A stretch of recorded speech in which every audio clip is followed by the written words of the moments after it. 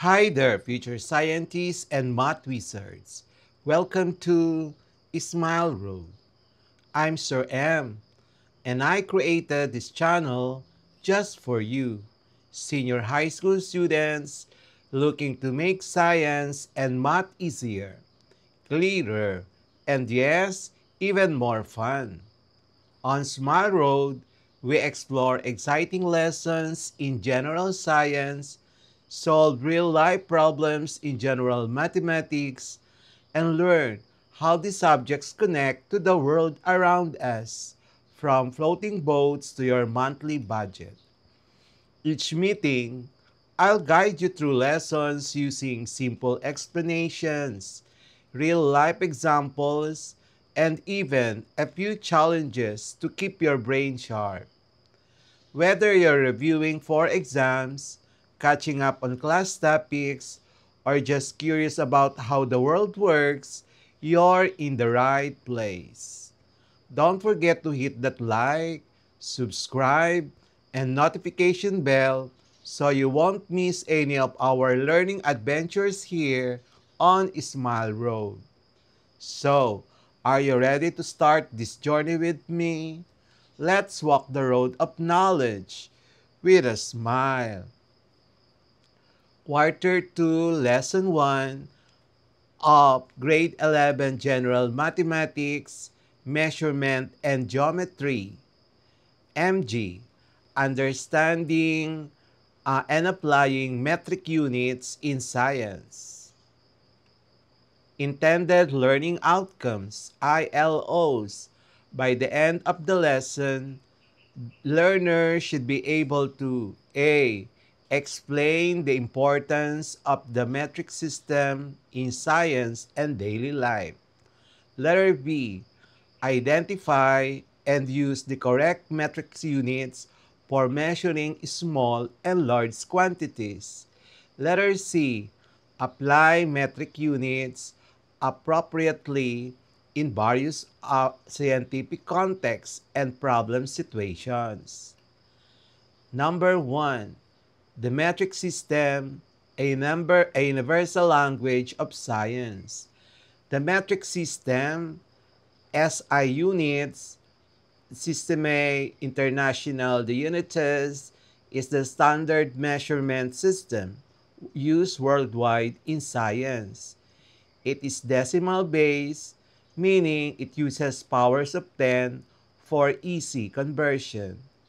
Scientists and engineers and health professionals use it to ensure accuracy, consistency, and global communication. Example: instead of saying the baby weighs 7 pounds, scientists say the baby weighs 3.18 kilograms. This avoids confusion because pounds differ from kilograms. Number 2. Base quantities and units in the metric system. The metric system is built on 7 base quantities. These are the length, the unit is meter, and then the mass, the unit is kilogram, time, the unit is seconds, and then temperature, Kelvin or Celsius, amount of substance, mole, and then electric current, ampere, luminous intensity, candela. From these and other derived units are formed. Example, meter per second for speed, joules for energy. Number 3. Using prefixes for small and large quantities.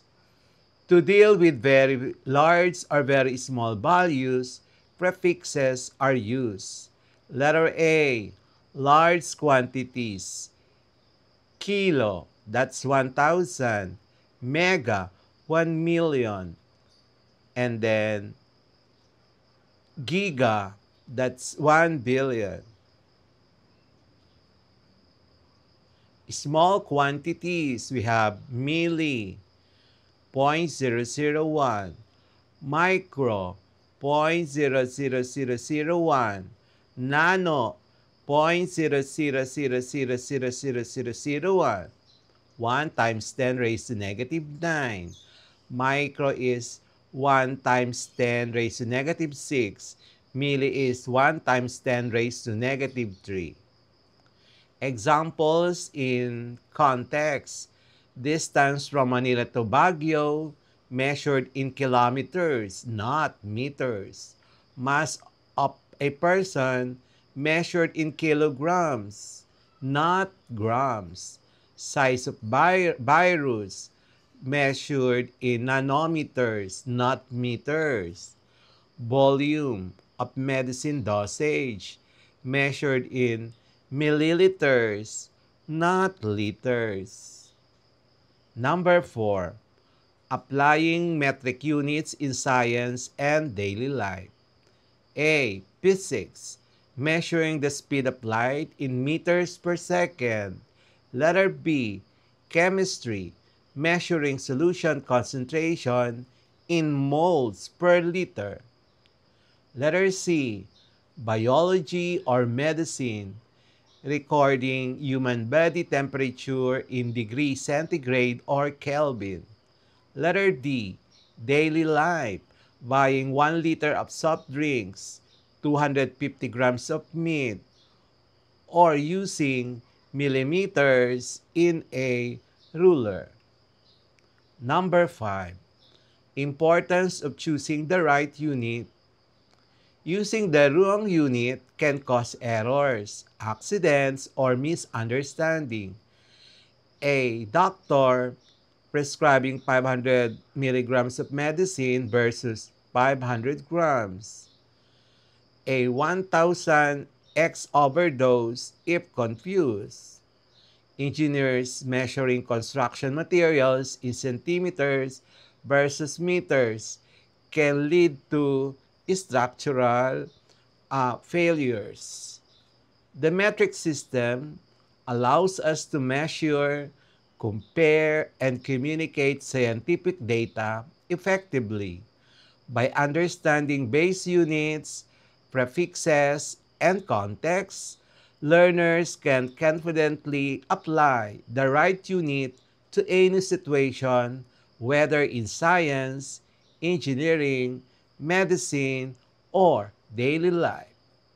Prefix, symbol, and factor, we have kilo, 10 cubed, hecto, 10 squared, deca, 10 raised to 1, deci, d, times 10 raised to negative 1, centi, 10 raised to negative 2, milli, times 10 raised to negative 3, micro, 10 raised to negative 6, nano, 10 raised to negative 9. So the derived quantity, we have area. The unit is square meter. And that is the symbol formula. We have length times the length. The volume is a derived quantity from length times width times the height. Density is a derived quantity, and the formula is mass divided by volume. Velocity, speed or velocity, that is a derived quantity, and the formula is distance over time. Force, that is in Newton, the derived unit is kilogram meter per second squared. And then we have here the different, the 7 quantities: length, meter; mass, kilogram; time, second; temperature, Kelvin; amount of substance, mole; electric current, ampere, A; luminous intensity, candela, CD. It has already been previously presented.